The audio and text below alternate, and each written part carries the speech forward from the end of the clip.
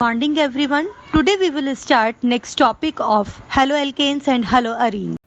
In this lecture, we will discuss about the preparation of haloalkanes with the help of hydrocarbons. और हम बात कर रहे हैं आज एल्केन से हम कैसे हेलोएल्केन्स का प्रिपरेशन कर सकते हैं. तो इट्स टू सिंपल. एल्केन से अगर हमें हेलोएल्केन्स बनाना है तो डेफिनेटली हेलोजिनेशन रिएक्शन करा दी जाए, हेलोजन की डायरेक्ट रिएक्शन करा दी जाए. Is it possible to do direct reaction of halogens to alkane, और क्या कंडीशंस हैं.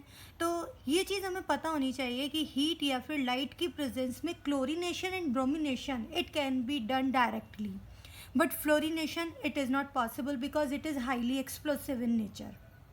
अब क्वेश्चन अराइज होता है why with fluorine this reaction is explosive. तो उसका रीज़न मैं आपको बताती हूँ. फ्लोरीन के साथ actually fluorine bond dissociation energy is low, जिसका बॉन्ड डिसोशिएशन एनर्जी है वो लो है. And second thing is one of the step for the formation of the alkyl fluoride. in this case it is too much exothermic. it means R dot and F dot gives out, मतलब R free radical, alkyl free radical and fluorine free radical gives out alkyl fluoride. this step is highly exothermic. इतना ज़्यादा energy evolve होती है that this energy is too much higher in comparison to energy required to break carbon carbon bond. It means कि alkyl group के carbon carbon bond को break करने के लिए जो एनर्जी का रिक्वायरमेंट है उससे भी ज़्यादा अमाउंट में एनर्जी यहाँ से रिलीज होती है. तो large energy released. It means what, this process would be exothermic. तो फ्लोरीन के साथ हम कह सकते हैं कि प्रोसेस एक्सोथर्मिक है, इसलिए लेबोरेटरी यूजफुल नहीं है. But chlorination and bromination can be done directly in presence of heat और in presence of light. But with chlorine reaction is more prominent, which takes place more readily in comparison to bromine, or more exothermic in comparison to bromine. It means with fluorine you can say reaction is explosive, with chlorine reaction takes place easily and which is exothermic. with bromine reaction takes place but slow step, slow rate, और ये less exothermic है. और iodine के साथ conditions totally reverse हैं, different हैं. This is reversible reaction with the endothermic, मतलब यहाँ पर एनर्जी इवॉल्व नहीं होती बल्कि एनर्जी देनी पड़ती है. देखिए in this process the presence of heat or light directly chlorination or bromination of alkanes follow free radical mechanism. definitely अगर light की presence में है तो free radical mechanism follow होगा. with fluorine reaction is explosive, वो भी मैंने आपको reason बताया. with chlorine reactions takes place readily with highly exothermic. bromine reaction rate is slow, less exothermic. with iodine reaction is reversible and endothermic. is it clear? Thus the reactivity order halogen के respect में क्या बनता है, which is more reactive, fluorine, then chlorine, then bromine and then iodine. It is the reactivity order in terms of halogens. But अगर हम halogenation की बात करते हैं ड्यूरिंग हेलोजिनेशन कि हमारे पास एल्केन्स हैं, तो एल्केन्स के रेस्पेक्ट में रिएक्टिविटी ऑर्डर क्या होगा. तो this is 3 degree, 2 degree and 1 degree. तो with respect to alkane reactivity order of halogenation is 3 degree, 2 degree and 1 degree. let's suppose अगर मैं बात करती हूँ मीथेन का रिएक्शन कराया जाए क्लोरीन से in presence of light. one of the product is CH3Cl. it means methyl chloride with the evolution of HCl. but this reaction can takes place repeatedly when all the hydrogens are replaced by the halogens. it means further reaction can takes place. CH3Cl can further react with chlorine to gives out CH2Cl2. it's mean dichloromethane.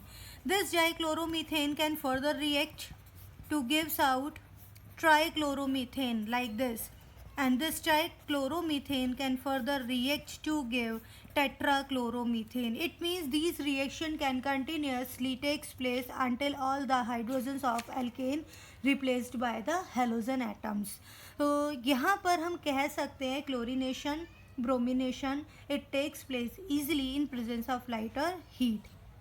But अगर यही बात हम करते हैं iodine के case में, अभी यहाँ पर आयोडीन की बात करने से पहले हम यहाँ पर देखते हैं एक मिक्सचर मिल रहा है हमें, मिक्सचर ऑफ हेलो एल्केन्स। अब यहाँ पर इन सभी मिक्सचर के बॉइलिंग पॉइंट्स अप्रॉक्सीमेट सेम है, बहुत ज़्यादा डिफरेंस नहीं है। Boiling points are too close.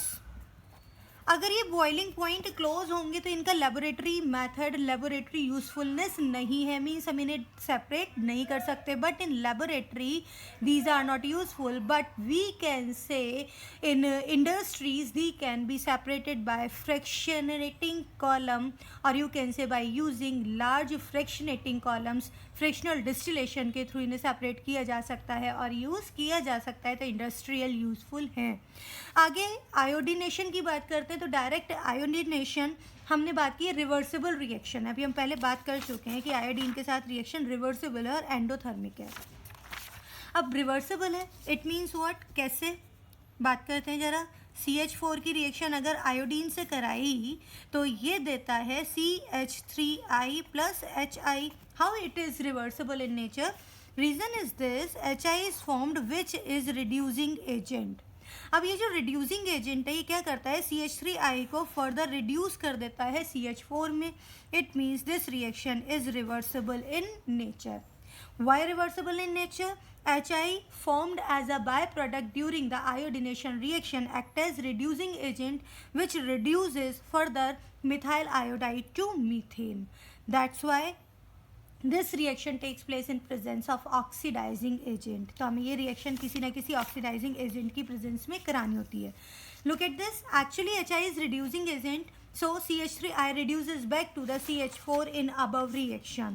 So reaction takes place in presence of oxidizing agent just like HiO3, HNO3, HGO etc. which react with HI and reaction proceed in forward direction. How? I tell you, if I react HiO3 to HI, it gives out H2O and iodine. Balance कर लेते हैं reaction. Now it is balanced reaction. क्या हुआ, इस reaction में जो HI का formation हुआ, लेट सपोज अगर ये रिएक्शन किसी ऑक्सीडाइजिंग एजेंट की प्रेजेंस में कराई जाए तो वो ऑक्सीडाइजिंग एजेंट HI के साथ रिएक्ट कर लेता है, मीन्स इस बाय प्रोडक्ट के साथ रिएक्ट कर लेता है। अब जब बाय प्रोडक्ट के साथ रिएक्ट किया तो one of the product is iodine, in this case one of the product is iodine. It means concentration of iodine increases. अगर हम मेन रिएक्शन की बात करते हैं तो कंसंट्रेशन ऑफ रिएक्टेंट इंक्रीज हो रहा है, और अगर ली शेटलियर प्रिंसिपल देखा जाता है तो ली शेटलियर प्रिंसिपल के अकॉर्डिंग अगर कंसंट्रेशन किसी भी रिएक्टेंट का इंक्रीज होगा तो रिएक्शन फॉरवर्ड डायरेक्शन में मूव कर जाती है। इट मीन्स हमें प्रोडक्ट क्या मिलेगा, CH3I, जो हमें चाहिए iodo alkane. Is it clear?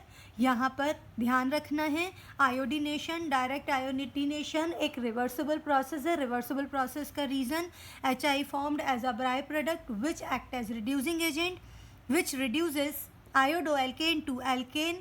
So this reaction takes place in presence of oxidizing agent. Oxidizing agent react with reducing agent and this reaction will proceed in further forward direction. तो आपको इस reaction को किस तरह से लिखना है, CH4 plus I2 reaction कराना है HiO3 की प्रेजेंस में या HNO3 की, any oxidising agent, and now you have to write product iodoalkane like this. Now you will not use doubly headed arrow, now you will use forward direction arrow. Hopefully this reaction will be clear to you. अब हम बात करते हैं अगर higher alkanes की। In case of higher alkanes what will happens, तो उस case में हमें पॉसिबल आइसोमर्स मिलते हैं। लेट सपोज अगर मैं बात करती हूँ प्रोपेन की, CH3 CH2 CH3, ये रिएक्शन कराया क्लोरीन से लाइट की प्रेजेंस में, तो क्या क्या पॉसिबिलिटीज़ हैं। प्रोपेन पर अगर हम क्लोरीनेशन कराएं तो 1 chloropropane and 2 chloropropane both conditions are possible, right. 1 chloropropane भी पॉसिबल है और 2 क्लोरोप्रोपेन भी पॉसिबल है। तो पहले प्रोडक्ट लिखते हैं, CH3 CHCl CH3 plus CH3 CH2 CH2Cl, and out of these two which is major one, this one is major one. अभी मैंने आपको बताया था कि एल्केन में जो हाइड्रोजन रिप्लेस हो रहा है हैलोजन से, वो किस पर डिपेंड करता है कि वो कौन सा डिग्री का इंटरमीडिएट फॉर्मेशन करेगा। तो in this case more stable intermediate will be formed in comparison to this one, that's why it is a major product.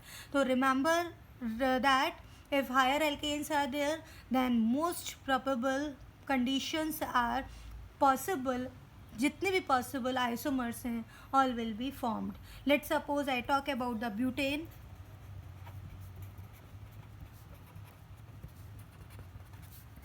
Butane की रिएक्शन कराई जाए, क्लोरीनेशन कराया जाए, तो further 2 products are possible,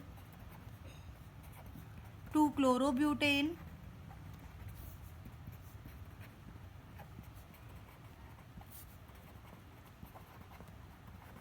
and 1 chlorobutane. तो इनमें से 2 chlorobutane, 1 chlorobutane, both are possible, but this one is major product in comparison to this one. This is major one, this one is minor one.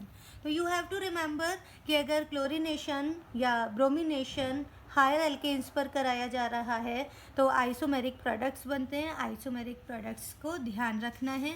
तो आज हमने बात की preparation of halo alkanes with the help of alkanes. और alkanes के साथ fluorination explosive है. Explosive का रीज़न भी हमने जाना. फ्लोरीन के लिए बॉन्ड डिसोसिएशन एनर्जी लो है और एक स्टेप बहुत ज़्यादा एक्सोथर्मिक है during the formation of fluoro alkane. That's why it is explosive in nature. Chlorination and bromination, it can be done easily in presence of light or heat. Chlorination takes place more easily in comparison to the bromination, and it is more exothermic in comparison to bromination. And with iodine, this is endothermic reaction and reversible reaction. तो reactivity order पता होना चाहिए. reactivity order of halogen, what is this? Fluorine, chlorine, bromine and iodine. और अगर हम alkanes की बात करते हैं जो हाइड्रोजन रिप्लेस हो रहा है, तो it depend upon the 3 degree, 2 degree and 1 degree. अब ये रिएक्शंस में आगे हमने बात की थी कि आयोडीन के साथ रिएक्शन रिवर्सिबल है. तो इसका रीज़न क्या बताया था कि one of the product is HI means hydroiodic acid, जो रिड्यूसिंग एजेंट है और आयोडो एल्केन को फर्दर एल्केन में रिड्यूस कर देता है. इसलिए रिएक्शन किसी न किसी ऑक्सीडाइजिंग एजेंट की प्रेजेंस में करवाई जाती है. और अगर यही हायर एल्केन्स यूज़ किए गए हैं तो मिक्सचर ऑफ ऑल पॉसिबल, जितने भी पॉसिबल आइसोमर्स हैं वो सबका मिक्सचर मिलता है और उनमें से ये देखना है कि विच इज़ मेजर वन. तो आज का टॉपिक हम यहीं फिनिश करते हैं. नेक्स्ट टॉपिक के लिए नेक्स्ट वीडियो में बात करते हैं. Till then good bye.